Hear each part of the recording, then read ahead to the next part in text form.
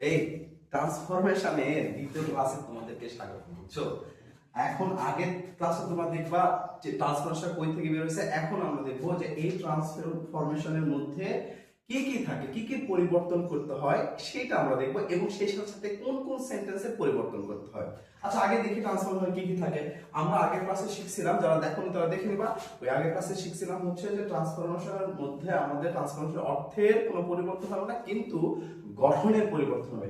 এক নম্বর ট্রান্সফরমেশন কি থাকবে? এক নম্বর ট্রান্সফরমেশন আমাদের ভয়েস থাকতে পারে, ঠিক আছে।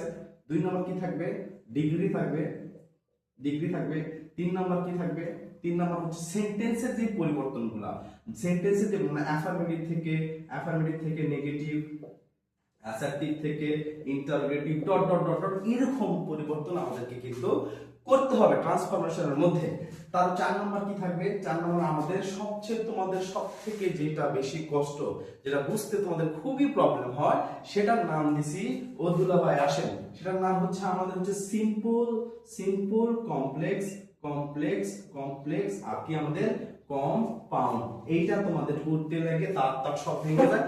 তো তোমরা শিওর থাকো, প্রত্যেকটা গ্রামার আমরা কি করব, শর্ট টেকনিকে শিখবো, the king of short technique, ঠিক আছে। এই শর্ট টেকনিক 100% শিওর থাকো, আমরা প্রত্যেকটা গ্রামারগুলো শর্ট টেকনিকে শিখে ফেলবো। তো আচ্ছা, ঠিক আছে, আজকে এই পর্যন্তই। পরের ক্লাসে তোমাদের সঙ্গে আবার দেখা হবে, এবং আমরা পরের ক্লাসে কিভাবে এই গ্রামারগুলো শর্ট টেকনিকে করতে পারবো, এবং এখানে কত মার্ক আছে সেটা আমি বলি।